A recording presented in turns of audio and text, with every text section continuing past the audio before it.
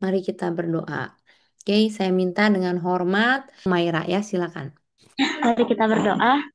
Tuhan Yesus, terima kasih untuk malam hari ini. Kami bersyukur Tuhan kalau kami masih boleh diizinkan untuk boleh bersama-sama belajar pada malam hari ini.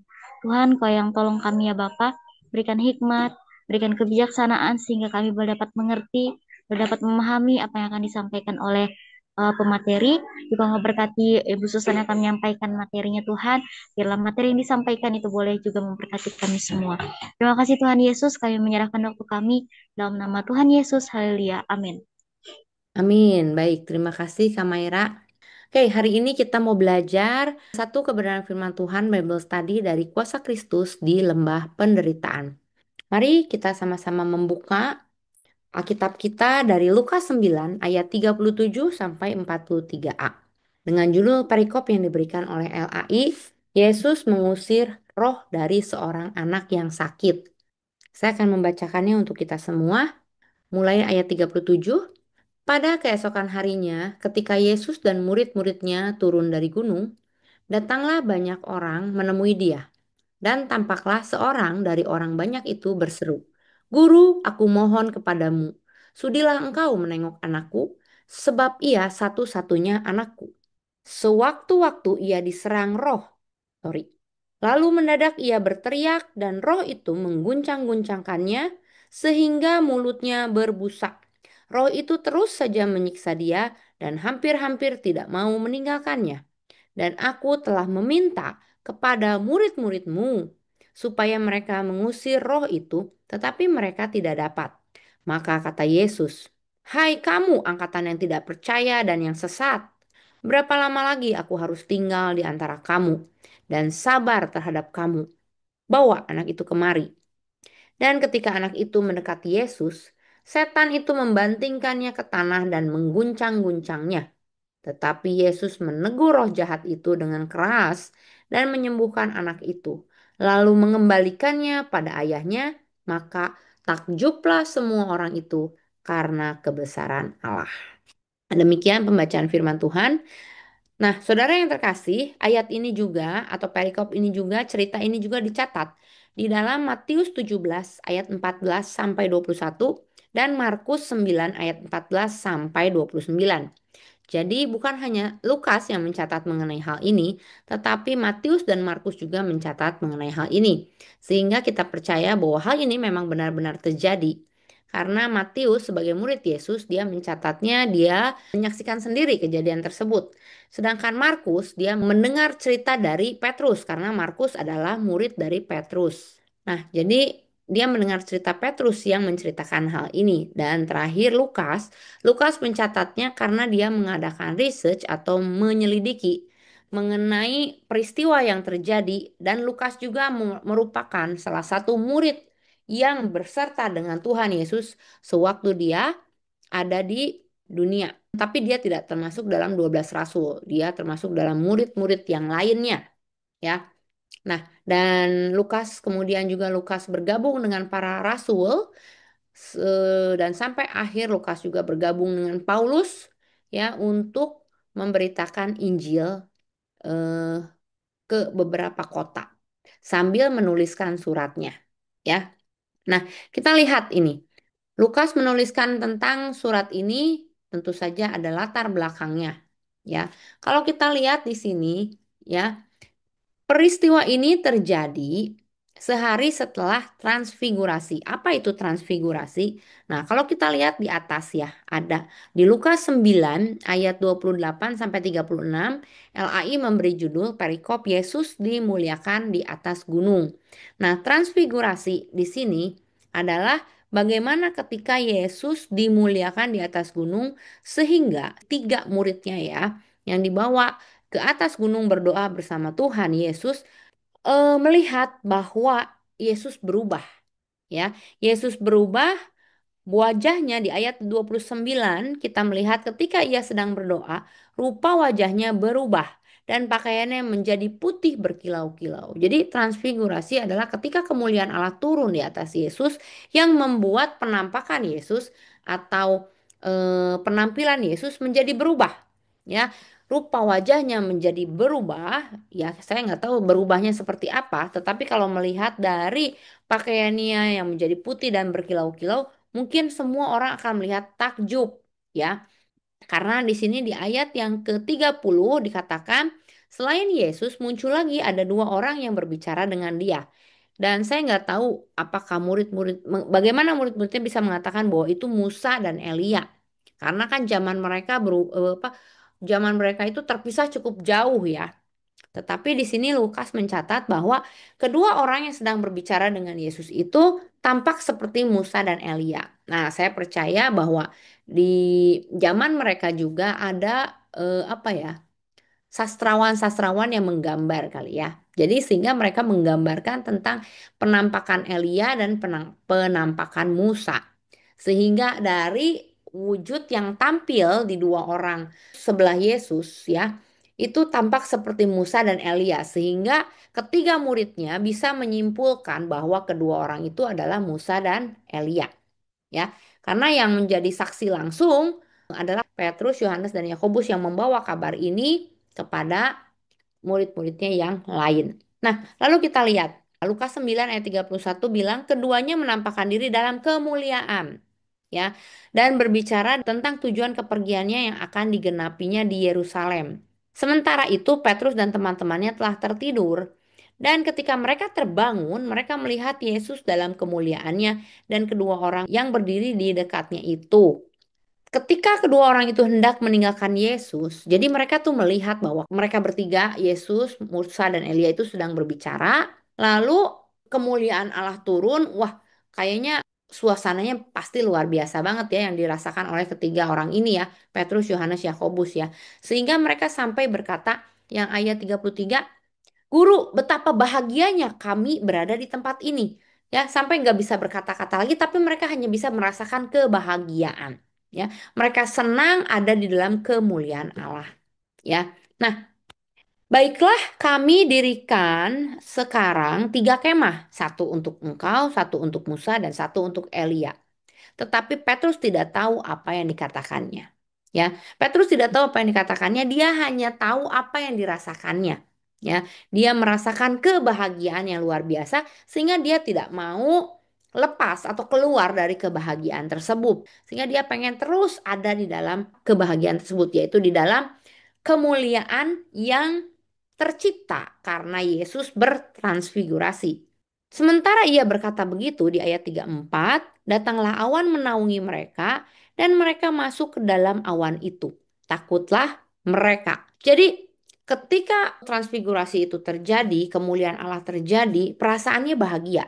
Tetapi ketika hadirat Allah turun dalam awan, lalu awan mereka masuk ke dalam awan berarti awan tuh di sekeliling kita ya seperti kalau kita naik pesawat terus pesawatnya masuk ke dalam awan ya itu cukup mengerikan ya karena sering terjadi turbulens karena itu di sini juga mereka mungkin merasakan turbulens ya jadi takutlah mereka ya mereka baru merasakan ketakutan ketika awan itu turun di mana ketika Bapa turun dan berkata maka terdengarlah suara dari awan itu yang berkata inilah anakku yang kupilih dengarkanlah dia. Itu yang menyebabkan murid-murid sangat ketakutan. Ya, berarti ada satu suasana yang mencekam ketika Bapak turun dan berbicara di dalam awan. Nah, ketika suara itu terdengar, ketika mereka sedang fokus mendengarkan suara itu, baru mereka sadar bahwa Musa dan Elia sudah tidak ada. Nampaklah Yesus tinggal seorang diri. Dan murid-murid itu merahasiakannya dan pada masa itu mereka tidak menceritakan kepada siapapun apa yang mereka lihat itu. Pada masa itu ya. Jadi cerita ini mungkin bisa kita simpulkan Petrus, Yohanes, dan Yakobus nggak berani cerita. Karena apa? Karena mereka pertama merasakan begitu bahagia, tetapi kemudian mereka merasakan begitu takut sehingga mereka tidak bisa menceritakan apa yang terjadi. Mereka tidak tahu apa yang terjadi, mereka hanya bisa merasakan dan mereka juga gak tahu mau ngomong apa kalau mau cerita gitu. Seperti yang tidak masuk akal, tapi itu yang mereka alami. Ya, mereka melihat transfigurasi Yesus. Nah, lalu bagaimana hal ini bisa tercatat dalam Alkitab? Maka kita percaya ketika masa Yesus ada di dunia, mereka tidak berbicara ya, tidak bercerita, tetapi ketika Yesus sudah diangkat, Roh Kudus turun, dan mereka menyebarkan Injil, tentu saja mereka menceritakan masalah atau kejadian ini. Karena mereka butuh pembuktian bahwa Yesus adalah Mesias. Dan salah satu pembuktian bahwa Yesus adalah Mesias adalah kejadian transfigurasi ini yang disaksikan oleh 3 orang murid tersebut. Nah, kemudian kita lihat apa yang terjadi ketika Yesus sudah selesai transfigurasi. Kita lihat di ayat 37. Maka keesokan harinya, jadi mereka tuh semalam-malaman ada di atas gunung. Ya, karena di ayat yang ke 28 kan dikatakan kira-kira 8 hari sesudah pengajaran itu. Jadi kalau kita baca di atas ya dari ayat 1 terus sampai ke ayat 27 itu Yesus sedang mengajar. Ada berbagai kejadian yang ditulis dalam Lukas 9 ya. Ada kejadian Yesus mengutus 12 murid, lalu Yesus bertemu dengan Herodes karena memenggal Yohanes Pembaptis. Kemudian juga ada kejadian Yesus memberi makan 5.000 orang. Kemudian juga sampai Yesus berdoa, kemudian juga sampai yang transfigurasi. Lalu kita lihat, Lukas juga mencatat setelah hal itu terjadi, transfigurasi terjadi, besoknya mereka turun dari gunung. Ya, ketika mereka turun dari gunung, maka datanglah orang banyak berbondong-bondong menemui Yesus. Kenapa orang banyak itu bisa datang menemui Yesus? Jangan lupa karena sebelumnya Yesus baru mengadakan mujizat besar yaitu apa? Memberi makan 5.000 orang hanya dengan 5 roti dan 2 ikan. Hal itu sungguh luar biasa. Bayangin, saksinya memberi makan 5 roti dan 2 ikan itu terjadi dengan saksi 5.000 orang laki-laki. Jadi orang nggak bisa lagi mangkir bahwa oh itu bukan mujizat, itu karena semua mengeluarkan roti dan lain-lain apa segala macam. Enggak, kejadian itu terjadi, bukan cocok logi. Lalu kita lihat, akhirnya orang banyak berbondong-bondong mencari Yesus. Kenapa? Karena mereka ingin melihat mujizat yang baru. Termasuk salah seorang ayah. Seorang dari orang banyak itu berseru kepadanya. Jadi, semua orang datang menemui Yesus dan seorang ayah datang dengan putus asa. Ya, kita lihat. Jadi begitu Tuhan Yesus turun dari gunung di mana dia penuh dengan kemuliaan, begitu turun dari gunung, maka Tuhan Yesus kembali kepada kenyataan hidup. Apa? Begitu banyak orang-orang yang tersiksa, yang menderita. Ya, menderita karena apa? Ya karena dosa. Salah satunya adalah seorang ayah yang memiliki anak, satu-satunya anak. Ya, nah apa yang kita bisa pelajari dari sini? Yang pertama dari kemuliaan gunung ke realita lembah. Kalau kita baca konteks ini menegaskan bahwa pelayanan Kristus tidak hanya berhenti di pengalaman rohani yang tinggi. Jadi Yesus tidak hanya berada di gunung yang penuh kemuliaan saja, tetapi Tuhan Yesus masuk ke dalam dunia, ke dalam penderitaan manusia. Ketika Yesus turun gunung, maka dia kembali berhadapan dengan realita tentang seorang ayah yang memiliki anak yang kerasukan roh jahat. Ya. Nah, apa yang bisa kita pelajari tentang gunung dan realita lembah? Kemuliaan gunung tentu saja berbicara mengenai pengalaman rohani. Ya, bagaimana kita bisa merasakan kemuliaan Allah, bagaimana kita bisa mendengarkan suara Allah, inilah anakku yang kupilih, dan bagaimana kita bisa merasakan gusbam ketika kita merasakan hadirat Allah turun. Kita mengimani Allah hadir. Kita lihat, tetapi Allah tidak atau Tuhan Yesus tidak mau kita berhenti sampai pengalaman itu aja. Tuhan Yesus nggak mau kita berhenti sampai di ruang doa kita aja. Tuhan Yesus nggak mau kita berhenti sampai di intimasi with God saja. Tuhan Yesus mau, Allah mau dari intimasi with God kita kembali ke realita, kembali ke kehidupan kita dan bagaimana hal-hal yang kita dapatkan, yang kita temui di dalam intimasi with God, di dalam ruang doa kita, di dalam kebersamaan kita dengan Tuhan, bagaimana kita merasakan hadirat Tuhan, kita merasakan kemuliaan Tuhan, itu bisa kita gunakan, kita aplikasikan, kita pakai ketika kita menghadapi realita kehidupan. Jadi Tuhan mengizinkan kita merasakan kemuliaan di atas gunung, intimasi with God. Tetapi Tuhan juga mengizinkan kita untuk menghadapi realita lembah atau penderitaan kehidupan, baik kehidupan orang lain maupun kehidupan kita. Ya, jadi pengalaman rohani mempersiapkan kita untuk menghadapi realita pelayanan di tengah-tengah dunia yang terluka. Ya, kenapa Yesus dimuliakan? Supaya Yesus bisa menjawab kebutuhan manusia-manusia yang ada di bawah gunung. Saudara terkasih, pernahkah kita mengalami momen rohani yang tinggi? Ya, bagaimana kita begitu dekat sama Tuhan, kita merasa Tuhan begitu mengasihi kita luar biasa. Wah, mungkin kalau kita karismatik mah ya, kita tuh benar-benar merasakan gusbam, merasakan hadirat Tuhan, bagaimana kita bisa menangis, bisa tertawa. Bisa begitu banyak manifestasi roh yang kita alami, tetapi ketika kita melek, kita menghadapi realita kehidupan, pergumulan yang nyata. Ternyata di dalam pekerjaan, di dalam keseharian kita, ada pergumulan nyata yang harus kita hadapi. Lalu bagaimana respon kita? Apakah kita seperti Petrus, ah udah Tuhan kita mah di sini aja lah. Saya akan mendirikan tenda buat kalian, lalu kita akan tinggal di sini. Saya nggak mau lagi balik ke dunia. Tapi Tuhan nggak mau itu. Mungkin kita maunya di tempat yang bahagia aja. Tapi Tuhan gak mau. Tuhan mau apa? Kita turun ke bumi, turun ke dunia, atau turun dalam realita kehidupan kita, menghadapi pergumulan kita yang nyata, dan bagaimana kita bisa mempraktekkan apa yang kita alami dengan Tuhan untuk menjawab setiap kebutuhan atau menjawab setiap pelayanan yang Tuhan berikan kepada kita. Pertanyaan pertama tolong disimpan ya. Pernah nggak sih kita mengalami momen rohani gitu? Kita deket banget sama Tuhan, tiba-tibanya besoknya kita langsung menghadapi masalah atau penderitaan. Atau kita melihat, hah kok kok kayaknya gini ya? Nah, yang kedua, hal apa yang bisa kita pelajari dari perikop ini, yaitu ketidakmampuan manusia. Ketidakmampuan manusia adalah ini. Ketika ada seorang ayah datang sama Tuhan Yesus, terus bilang, Tuhan, tolong, kan aku mohon supaya engkau menengok anakku. Lihat, soalnya dia satu-satunya anak saya. Jadi, buat orang Israel ya sampai sekarang ya, orang tua yang sangat mengasihi anaknya, apalagi cuma satu-satunya, pasti rela apapun lakukan buat sang anak. Termasuk dia, ya. Dia bilang, sewaktu-waktu ia diserang oleh roh.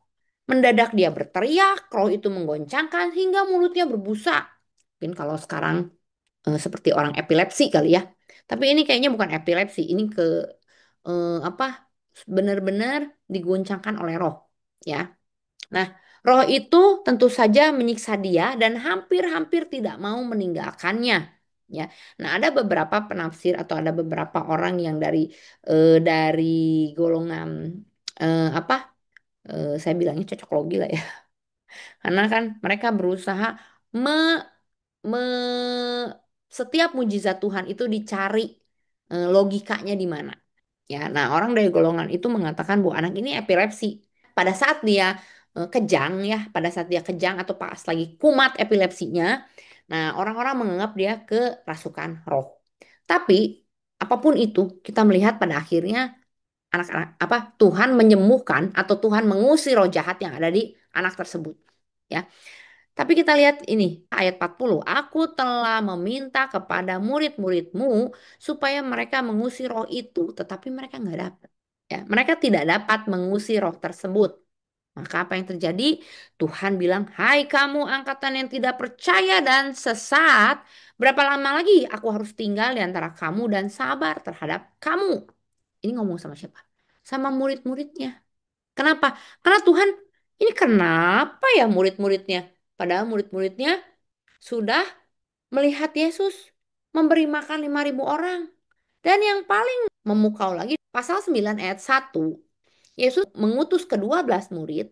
Dia memberikan apa di ayat 1 baca? Memberikan tenaga dan kuasa kepada mereka untuk menguasai setan dan untuk menyembuhkan penyakit-penyakit. Udah dikasih kuasa. Nih, buat kamu kuasa ya. Terus dia utus mereka untuk menyebarkan kerajaan Allah dan menyembuhkan orang. Kemudian lihat ayat yang keenam, lalu pergilah mereka dan mereka mengelilingi segala desa sambil memberitakan Injil dan menyembuhkan orang sakit di segala tempat. Eh, tapi ternyata ada satu yang kelolosan dan mereka enggak sembuh. Ya, di ayat 37. Kenapa bisa? Yesus bilang, kamu tidak percaya dan yang sesat. Berapa lama lagi aku harus tinggal di antara kamu dan sabar terhadap kamu? Menurut Hendriksen Kistemaker, ya dia adalah seorang penulis Bible commentary ya. Hendriksen ini berkata apa? Di Bible Commentory-nya dia menulis tentang Markus 9 ayat 29 ini bahwa kegagalan murid bukan karena metode, tetapi karena iman mereka yang lemah, ya. Jadi waktu awal di ayat 1 mereka melihat mereka udah punya kuasa, mereka lihat bisa. Tapi lama-kelamaan dengan berjalannya waktu, dengan banyak pergumulan hidup yang terjadi, iman mereka lama-kelamaan menjadi lemah, ya. Karena itu di ayat 29 Tuhan Yesus mengatakan, ketika ia berdoa, rupa wajahnya berubah dan pakaiannya menjadi putih berkilau-kilau. Nah, yang tadi kita baca. Nah, itu artinya apa? Artinya doa itu sangat penting yang membuat kita bisa konsisten ada di dalam Tuhan. Ya, ketika kita mementingkan doa, ya, berarti kita bergantung sepenuhnya kepada Allah dan Allah memberikan mujizat itu buat kita. Ya, jadi pelayanan sejati itu bergantung pada kuasa Roh Kudus. Kita lihat ketika para murid itu mulai merasa bahwa imannya berkurang, tapi mereka mulai merasa, oh saya punya kekuatan yang dikasih sama Tuhan, ya. Mulai merasa, oh nggak perlu pakai Yesus lagi nih, ah saya juga bisa udah dikasih. Nah, ternyata apa yang terjadi? Ada satu yang tidak sembuh, satu yang setan yang tidak bisa keluar. Nah, jadi pelayanan sejati itu bergantung pada kuasa Roh Kudus, bukan pada pengalaman masa lalu atau kemampuan diri. Mereka merasa bahwa oh saya udah punya kuasa, udah punya ini, udah punya itu, ternyata ada satu yang lolosan. Pertanyaannya untuk diri kita, apa tanda-tanda ketika kita mulai melayani dengan mengandalkan diri sendiri dan bukan Tuhan? Sehingga membuat kita kelolosan, ada pelayanan yang terlewat dengan kita, yang terlewat oleh kita, sehingga orang tersebut masih tetap dirasuk, dirasuk oleh roh jahat. Ya, nah kita lihat yang ketiga. Yang ketiga, kuasa Kristus untuk membebaskan dan memuliakan Allah. Saudara terkasih, lihat, penyembuhan menunjukkan otoritas Mesias atau Tuhan Yesus atas setan dan berakhir dengan kemuliaan Allah atau yang sering kita bilang soli deo gloria. Ya, maka takjublah semua orang itu karena kebesaran Allah. Jadi ketika Yesus menegur roh jahat itu dengan keras dan menyembuhkan anak itu, lalu mengembalikannya kepada ayahnya, maka takjublah semua orang itu karena apa? Kebesaran Allah. Setiap mujizat dan karya pemulihan adalah kesempatan untuk mengarahkan kemuliaan kembali kepada Allah. Ini yang sering kali menjadi bumerang buat kita, para pelayan Tuhan yang Tuhan percayakan begitu dahsyat dan luar biasa untuk mengembalikan semua kemuliaan kepada Allah. Ya, bagaimana kita bisa memastikan bahwa kesaksian kita tentang pertolongan Tuhan itu untuk memuliakan Dia dan bukan kita? Ingat ya, saya pernah ngasih ilustrasi ya, beberapa ilustrasi yang saya katakan banyak orang terkadang bersaksi atau memberikan kesaksian bukan untuk memuliakan Allah at the end. Memang dia ngomong betapa baiknya Allah, tetapi at the end hanya untuk menyombongkan diri sendiri. Wah, Tuhan memang luar biasa ya, sangat memberkati saya. Tiba-tiba saya dapat rezeki nomplok sehingga bisa ke Israel. Saya tuh udah ke Israel 12 kali loh. Itu semua karena berkat Tuhan. Nah, kadang-kadang ketika kita bersaksi, hati-hati dengan kesaksian itu. Apakah kesaksian itu sedang memuliakan Allah, membuat orang takjub karena kebesaran Allah, atau hanya membuat orang melihat bahwa kita hebat? Jadi kesimpulannya apa? Dari ayat ini kita bisa belajar. Yang pertama, tentang providensia Allah. Kita lihat, di atas gunung Allah memimpin, di lembah penderitaan Allah juga memimpin. Jadi Allah berkuasa berdaulat dalam setiap situasi dalam kehidupan kita. Baik ketika Yesus ada di atas gunung, ketika dia bertransfigurasi, maupun ketika Yesus turun ke lembah, ketemu dengan manusia yang membutuhkan banyak pertolongan. Allah ada di sana. Kemudian yang kedua kita belajar juga bahwa ada total depravity. Apa itu? Total depravity adalah manusia tanpa Kristus tidak bisa melawan dosa atau setan. Jadi kita nggak bisa bilang bahwa pelayanan kita itu karena kita. Ya, kenapa? Karena tanpa kuasa Tuhan, Tanpa Kristus, kita nggak bisa menang lawan dosa. Kita nggak bisa menang lawan setan. Kenapa banyak orang-orang percaya jatuh dalam dosa? Bahkan berbalik dari Tuhan. Karena mereka sudah mulai merasa bahwa mereka sanggup melayani tanpa Tuhan. Pelayanan tanpa Kristus, pelayanan tanpa Roh Kudus, itu bukan pelayanan. Pelayanan tanpa Kristus bukan melayani Tuhan, tetapi melayani diri sendiri. Yang ketiga, kita belajar mengenai solus Christos dan soli Deo Gloria. Hanya Kristus yang sanggup membebaskan. Dan yang paling penting adalah semua kemuliaan kembali kepada Allah. William Hendrickson berkata apa? The real test of discipleship is not on the mountain top, but in the valley, when human need cries out for divine help. Ujian sejati dari pemuritan ketika kita menjadi murid Yesus bukanlah ketika kita ada di puncak gunung, ya di puncak kesuksesan, tetapi ketika kita ada di lembah, di mana kita harus menjawab kebutuhan manusia yang berseru untuk meminta pertolongan ilahi. Baik itu kebutuhan kita maupun kebutuhan orang lain. Apakah kita menjadi solusi untuk kebutuhan orang lain? Apakah kita juga mencari solusi untuk kebutuhan kita? Mencarinya di mana? Mencarinya di dalam Kristus Yesus. Ya, sama seperti ayah anak ini, dia mencari di dalam Yesus Kristus.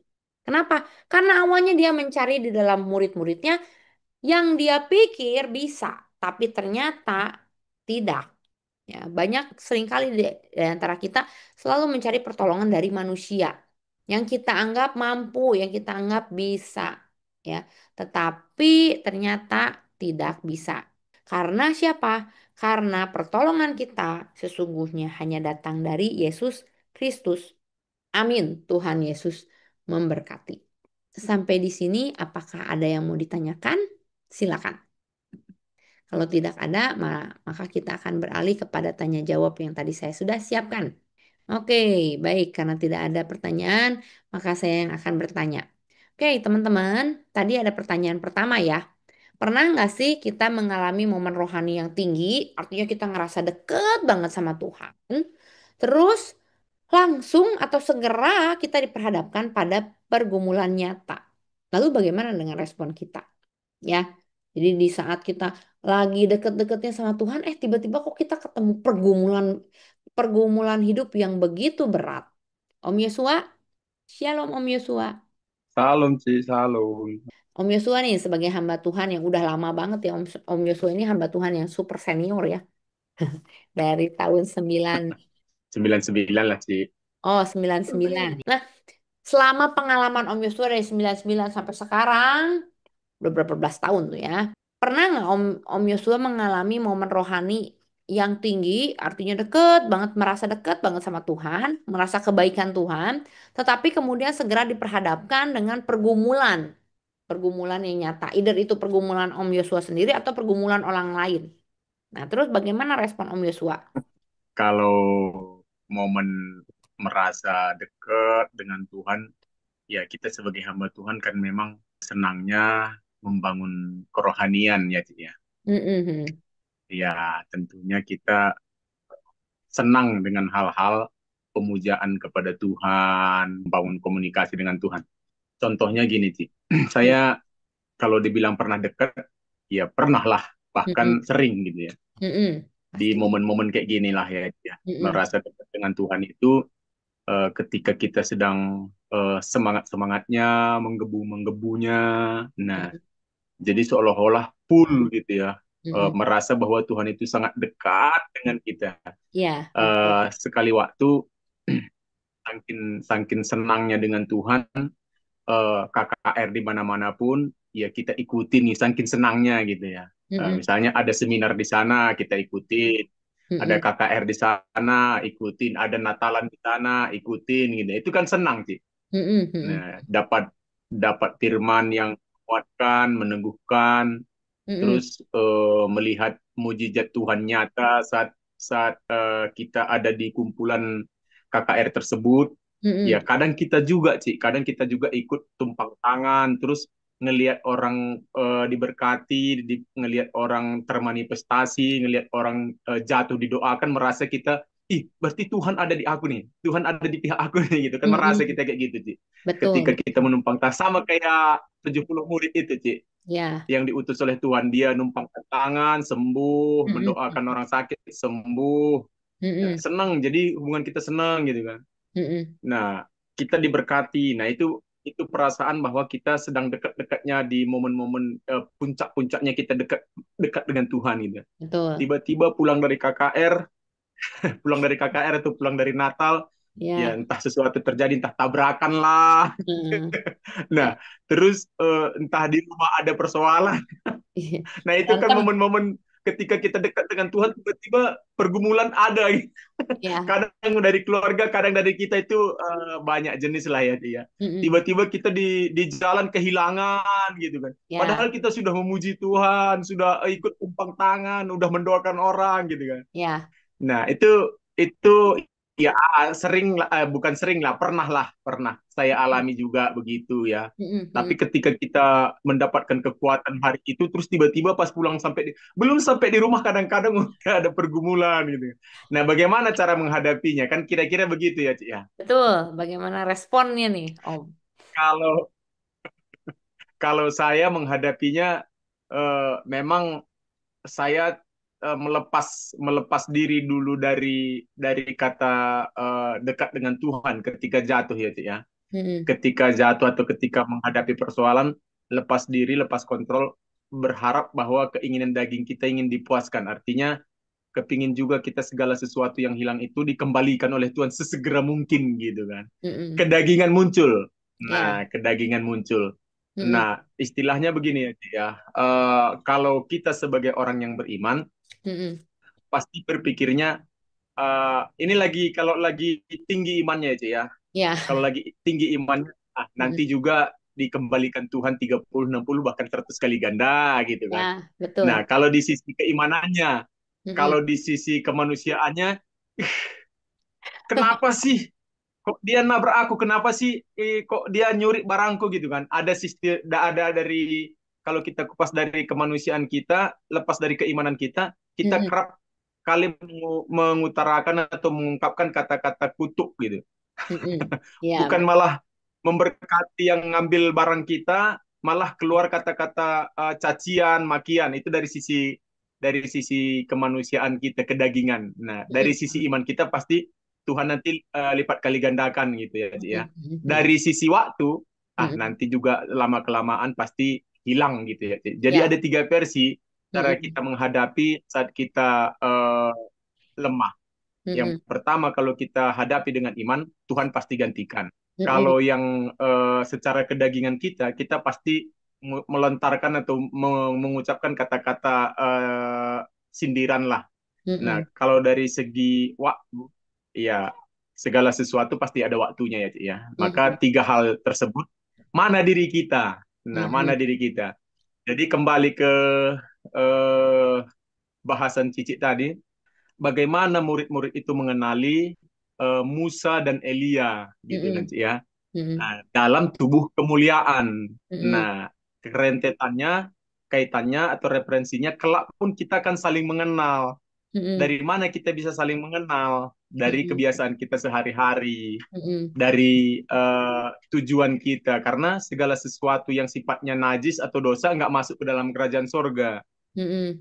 ya kan? Mm-mm. Maka yang terlihat oleh murid-murid Yesus itu, bagaimana Musa dan Elia terlihat itu bukan dari sisi waktu dia enggak, waktu dia marah-marah, waktu mukul batu, enggak. Mm-mm. Yang terlihat itu bagaimana cara Tuhan memakai Musa dan Elia dalam pelayanannya. Maka kelak eh, tidak menutup kemungkinan bahkan apa yang ada sekarang ini kita lakukan itu Mm-mm. juga nanti yang kita lakukan di sorga. Artinya jubah yang kita pakai sekarang ini, Mm-mm. apa yang diukurkan kepadamu itu yang akan dipakaikan kepadamu katanya. Artinya kita yang berbuat baik ini, Ci, kita Mm-mm. yang melayani ini kelak akan dikenali oleh jemaat. Kenapa? Dari pelayanan kita, sementara dari keburukan-keburukan kita ini nggak dilihat oleh jemaat lain. Kenapa? Karena keburukan-keburukan kita nggak masuk ke dalam kerajaan sorga. Mm-mm. Nah, nggak masuk lagi jubah-jubah kekotoran dosa-dosa kita nggak masuk ke dalam kerajaan surga. Yang Mm-mm. terlihat itu adalah kebaikan kita. Misalnya, aku nanti bisa kenali Cici. Mm-mm. Kenapa? Karena saya lihat Cici itu misalnya dari sekarang itu kan. Oh, kalau dia melayani sistemnya sistematis, pakai PowerPoint. Gini. Nah, yang jahat-jahatnya Cici itu nggak kelihatan lagi. Misalnya di kantor marah-marah itu nggak kelihatan, Cici. Karena yang marah-marah itu nggak masuk dalam kerajaan surga. Yang Ya, masuk ke dalam kerajaan surga perbuatan-perbuatan baik kita. Nah, ya. misalnya kayak Mai siapa semua yang ada di sini kelihatan nanti baiknya. Mm-mm. Maka tetaplah lakukan kebaikan karena kebaikan itu yang akan terlihat nanti oleh kita-kita ini. Maka saya selalu berusaha untuk berbuat baik sekalipun ada bolong-bolongnya. Yang bolong-bolong itu jangan nggak terlihat nanti sudah dihapuskan. Yang masuk ke dalam kerajaan surga itu perbuatan-perbuatan baik kita, sikap-sikap baik kita, perkataan-perkataan baik kita. Nah, yang perkataan-perkataan yang nggak baik itu nggak masuk dalam kerajaan surga. Sikap-sikap kita yang nggak baik nggak masuk dalam kerajaan surga. Yang Mm. masuk itu adalah kebaikan-kebaikan kita. Maka perbuatlah baik. Maka dari situlah kita akan bisa mengenal. Demikian juga sama kayak gini, Ci. Misal, kalau ada utusan dari Medan ke Bandung, Mm-mm. Ibu Pendeta, saya anak saya nanti ke Bandung, orangnya begini, orang begini. Mm. Walaupun kita nggak kenal, Ci, karena udah ada kata-kata dari sana, oh berarti Mm. ini orangnya, pasti kita tebak kayak gitu kan, Ci. Mm-mm. Mm-mm. Mm-mm. Nah, sama murid-murid pada waktu itu juga tahu bahwa ketika murid-murid sudah membaca Alkitab, oh nanti nabi terakhir yang dibangkitkan oleh Tuhan itu adalah Musa dan Elia. Nah, Mm-mm. begitu bersamaan dengan Tuhan, dia kelihatan, oh ini orangnya. Nah, ada yang Mm-mm. mengutuskan. Nah, Mm-mm. kita ini pun adalah utusan-utusan Allah. Maka kita pun akan saling mengenal. Karena udah ketahuan, oh ini utusan Tuhan. Oh ini utusan Tuhan. Karena utusan iblis nggak masuk lagi ke dalam kerajaan surga. Amin. Tuhan berkati. Oke, baik. Kalau begitu saya simpulkan ya Om Yosua ya. Ya, kalau dari Om Yosua ya kita pasti pernah lah ya semua mengalami momen rohani yang tinggi, terus kemudian tiba-tiba lagi deket-deketnya sama Tuhan, abis KKR yang luar biasa pulang ke rumah, terus ketemu kenakalan anak, pertengkaran dengan istri, di tengah jalan ada ketemu orang yang nyelip mobil kita, belum lagi tiba-tiba ada barang kehilangan, seperti orang yang abis sembahyang ke masjid terus sendalnya hilang gitu ya. Ya, tapi Ya. intinya adalah apa dari cerita Om Yosua? Mungkin terkadang respon kita ada yang respon positif, betul nggak? Kita merasa, ah udah positif thinking lah, pasti nanti Tuhan ganti.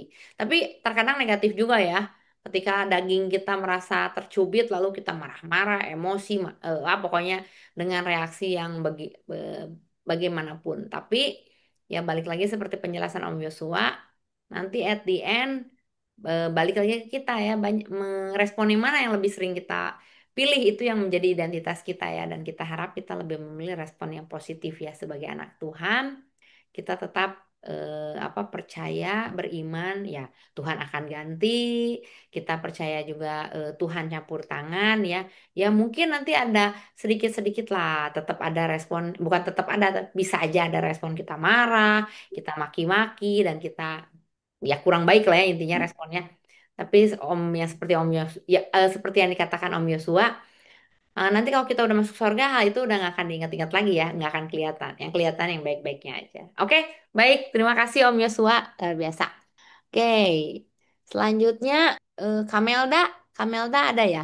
Nah, Kamelda, pertanyaan yang kedua nih, apa tanda-tandanya bahwa kita mulai melayani dengan mengandalkan diri sendiri, bukan Tuhan? Pertanyaan ini tuh cukup nyambung sama pertanyaan yang ketiga, bagaimana kita bisa memastikan bahwa kesaksian kita tentang pertolongan Tuhan itu memuliakan Tuhan, bukan memuliakan kita. Silakan Kamel.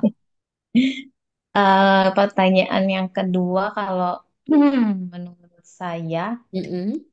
eh, bagaimana kita tahu bahwa kita melayani sudah tidak apa namanya sudah memakai kekuatan kita sendiri, Sendiri. itu kan maksudnya Hmm. sih. Ya, betul. Ya pertama, hmm, kalau kalau dari pengalaman aku sih, Ci, Mm-mm. kita eh, apa namanya tidak hidup dalam doa. Itu yang pertama. Dalam doa dan hubungan yang intim sama Tuhan. Ketika kita melayani, oh kita ngandelin, oh suara aku mah bagus, oh saya bisa main musik kok, nggak perlu latihan juga, bisa langsung cul jauh, apa jalan gitu ya. Ya. Nah, kita udah mulai pakai kekuatan kita sendiri. Kalau menurut saya sih itu. Terus yang keduanya, ketika kita merasa bahwa saya bisa gitu. Emang percaya diri perlu ya, Ci, tetapi kalau Betul. menurut saya justru kan Tuhan bilang di dalam ada ayat yang bilang di dalam kelemahanku di situ justru kuasa Tuhan sempurna. Ya. Jadi ketika kita merasa diri kita bisa, diri kita kuat, Mm-mm. emang bakal sebagus apa atau sekuat apa atau seberhasil apa tanpa perkenanan Tuhan atau tanpa Tuhan yang ambil alih semuanya, karena kan apapun yang kita lakukan untuk kemuliaan nama Tuhan bagi bagi Tuhan lagi gitu ya. Ya. Nah, ketika kita melayani, mungkin barometernya juga ketika orang justru melihat kita dan memuji kita, bukannya memuji Tuhan, Mm-mm. saya rasa di situ kita fail, menurut saya ya. Ya mungkin adalah faktor-faktor tertentu yang manusia kadang melihat manusianya, bukan melihat Tuhannya gitu ya. Ya Mm-mm.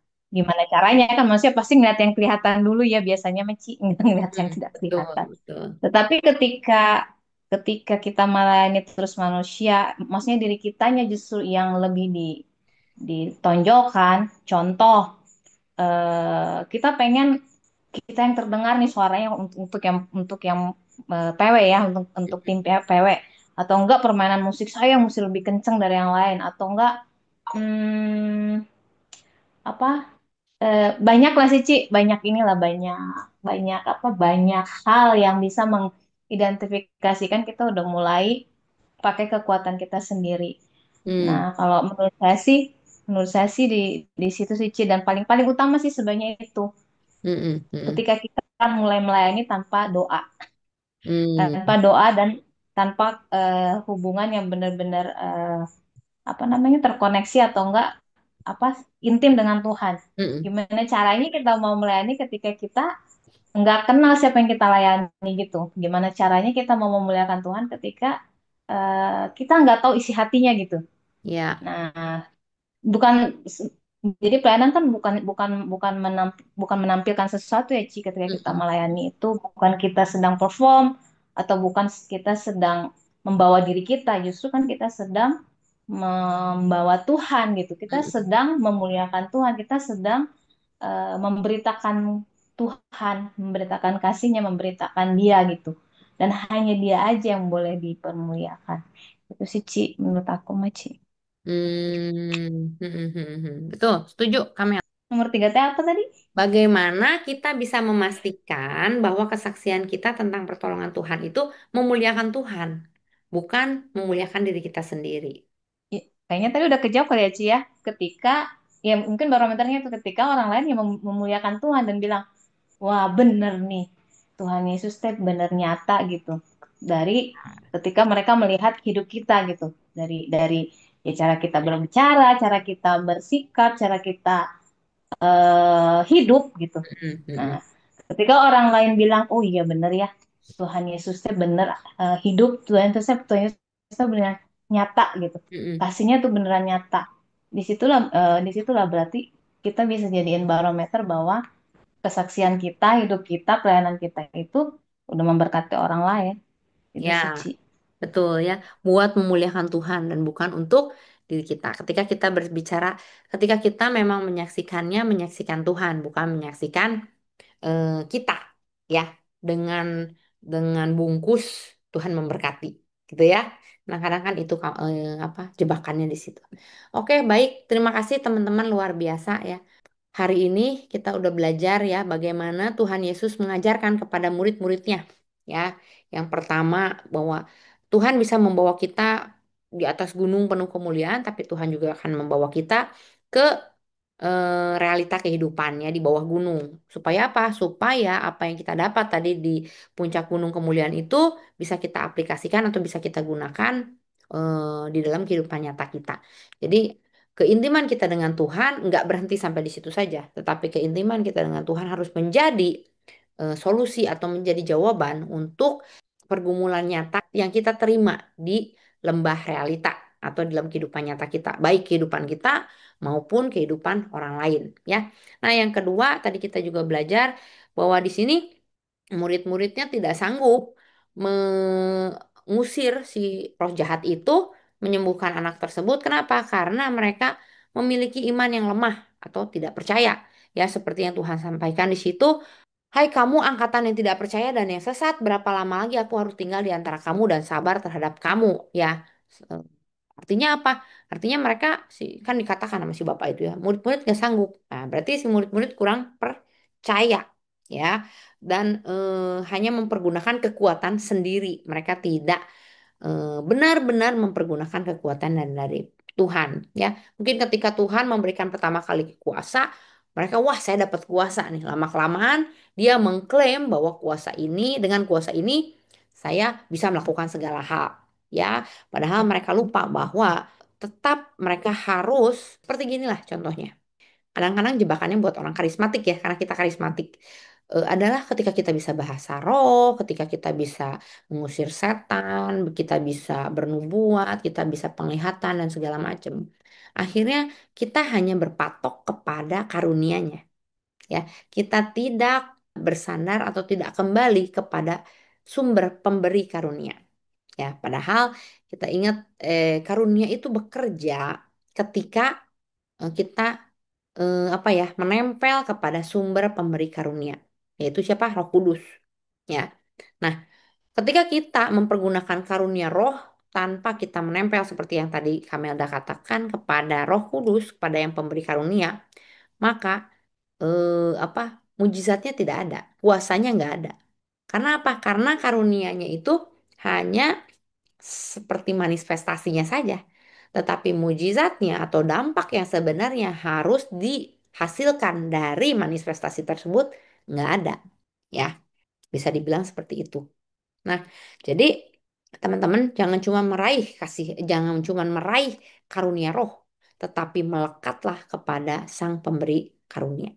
Ya. Nah, yang ketiga adalah eh biarlah seluruh perbuatan kita, perbuatan baik kita, atau karunia tadi yang diberikan oleh Tuhan pada akhirnya adalah membuat orang memuliakan Tuhan, bukan memuliakan kita. Biarlah semua orang takjub karena kebesaran Allah, bukan karena kebesaran kita.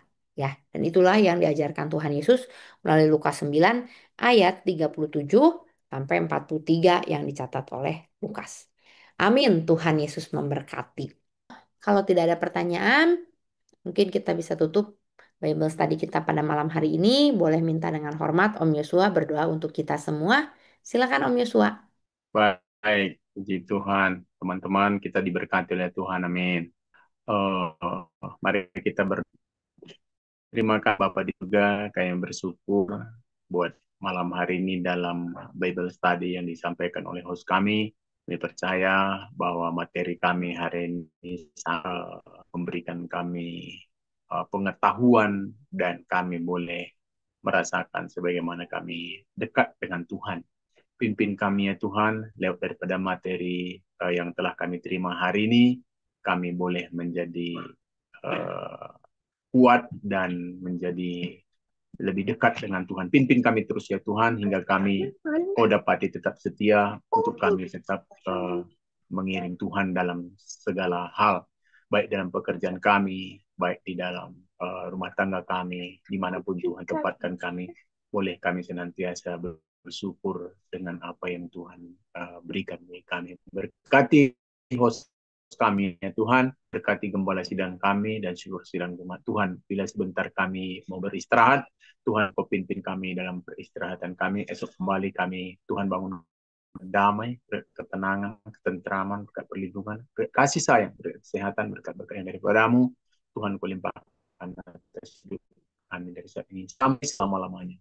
Di dalam nama Tuhan Yesus Kristus kami berdoa dan mengucap syukur. Haleluya. Amin. Amin. Tuhan Yesus memberkati. Jangan lupa pencet like dan subscribe video ini ya. Dan juga jangan lupa di komen. Oke? Bye-bye.